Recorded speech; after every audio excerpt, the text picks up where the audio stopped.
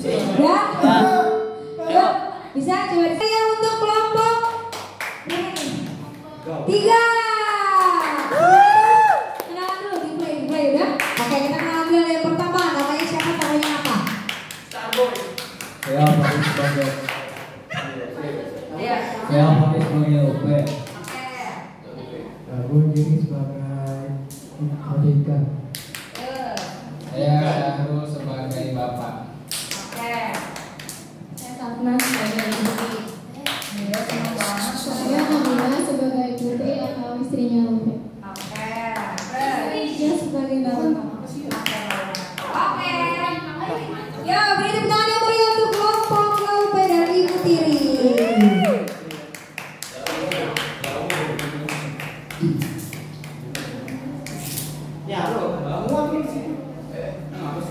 Ready play? Yuk.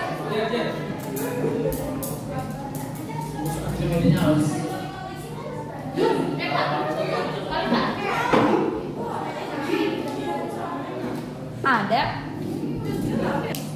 Ini kontrasnya dinaikin udah. Terus.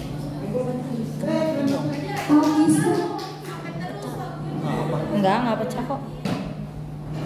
Biar Alkisah di sebuah kampung di daerah Sulawesi Selatan. Ada seorang anak piatu bernama Laupe yang tinggal bersama ayahnya di sebuah rumah kecil di pinggir kampung. Ibunya meninggal dunia sejak ia masih kecil. Saat ia berusia 10 tahun, ayahnya menikah lagi dengan harapan Laupe mempunyai seorang ibu yang dapat merawat dan menyayanginya.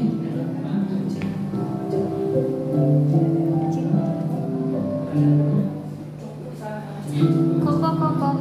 Yeriko, kamu dari sana dihapus.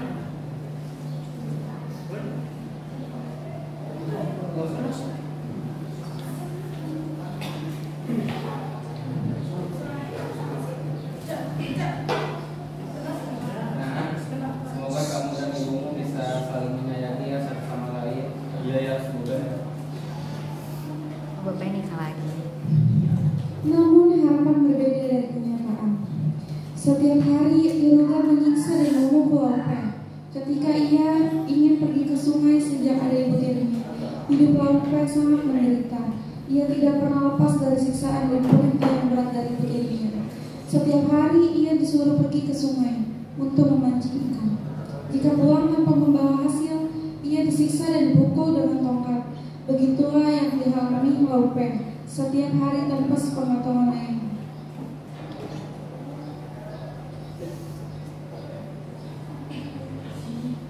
Pada pagi hari yang cerah, Laupe disuruh oleh ibu tirinya ke sungai untuk memancing ikan. Wih. Laupe, sekarang pergi cari ikan di sungai buat kita makan malam. Awas kamu. Bisa aja ya.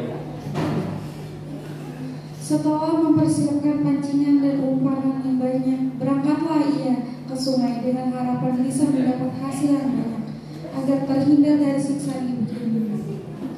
Sesampainya di tepi sungai, ia memasang kailnya lalu duduk di tepi sungai sambil bersiul-siul. Sudah hampir setengah hari ia memancing namun tak seekor ikan pun yang menyentuh umpanannya. Hatinya pun mulai cemas.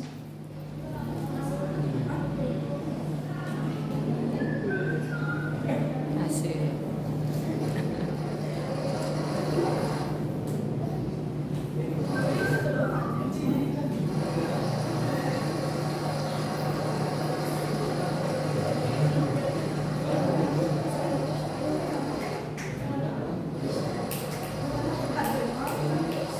Aduh, bagaimana nih kalau aku tidak bisa menemukan ikan? Pasti aku akan kena marah sama ibu.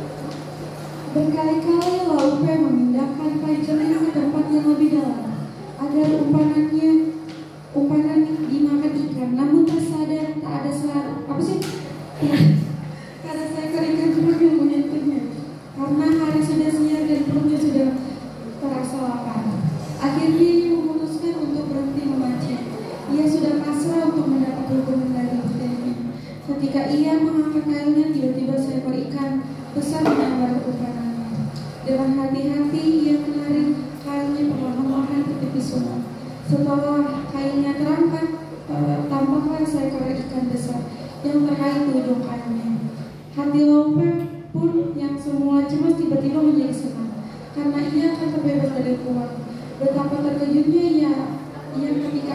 memasukkan ikan ke dalam wadahnya, itu tiba-tiba berbicara layaknya manusia. Tuhan, ampuni saya Tuhan. Tolong jangan hukum saya Tuhan. Saya ini adalah ikhlas ke Tuhan. Jika Tuhan suci melepaskan saya akan apapun memberikan permintaan Tuhan akan saya kabulkan. Karena merasa iba, Laupe melepaskan kembali ke sungai. Akhirnya ia pun pulang tanpa membawa hasil. Sesampainya di rumah, ia melihat ibu tiri sedang menunggu.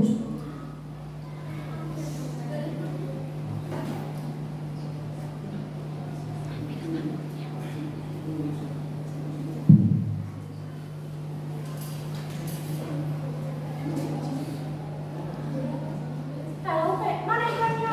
Oh Bu, tadi aku sudah menemukan ikan yang satu, tapi ikannya malah lepas lagi di sungai. Dasar anak bodoh, dari ikan aja nggak bisa. Mendengar jawaban Iruga menjadi murka. Ia segera mengambil tongkatnya yang sering digunakan untuk memukul Laupe. Ketika ibu tirinya hendak memukul Laupe, tiba-tiba teringat pada pesan ikan besar yang ditolong terjadi. Ia pun membaca mantra sakti yang diberikan kepadanya. Kamu ini ngomong. Bukan lagi buku akhir ikan. Siap Tuhan.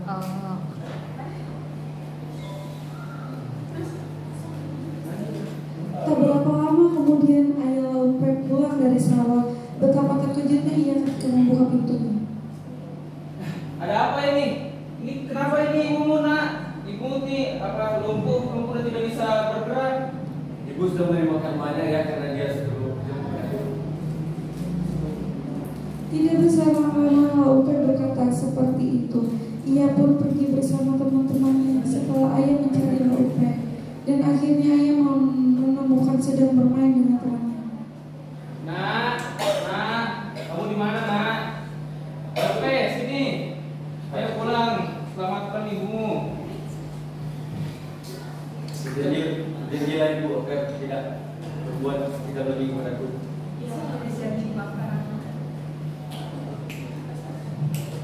Sejak saat itu Iruga tidak menyakiti Laupe karena sudah berjanji kepadanya. Akhirnya keluarga mereka hidup rukun dan bahagia.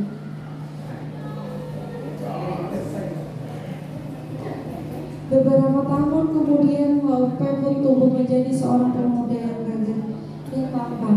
Sejak itu ia sering berjalan-jalan ke kota kerajaan untuk melihat suasana keramaian kota. Suatu hari ketika ia sedang lewat di depan istana kerajaan, tiba-tiba tongkatnya berhenti. Ia pun melihat putri raja yang cantik dan terpamar sedang bersantai di jendela. Aduh, cantik sekali. Anak putri raja itu. Jadi aku bisa memiliki hatinya pasti senang hati.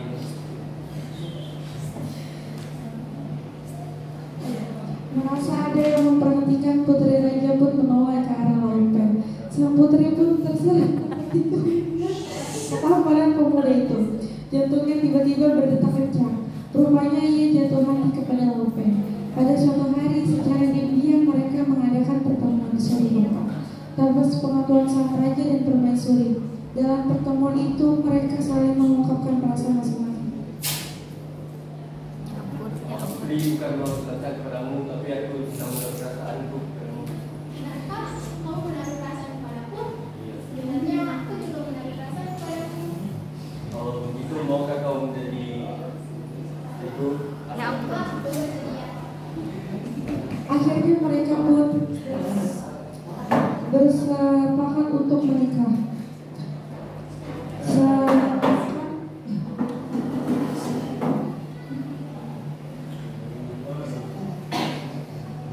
Akhirnya mereka pun bersepakat untuk menikah. Sepekan kemudian, pesta pernikahan Laupe dan sang putri pun dilangsungkan sangat meriah. Berbagai macam pertunjukan seni musik dan tari dipertontonkan. Seluruh rakyat pun turut meramaikan pesta tersebut. Mereka sangat bahagia melihat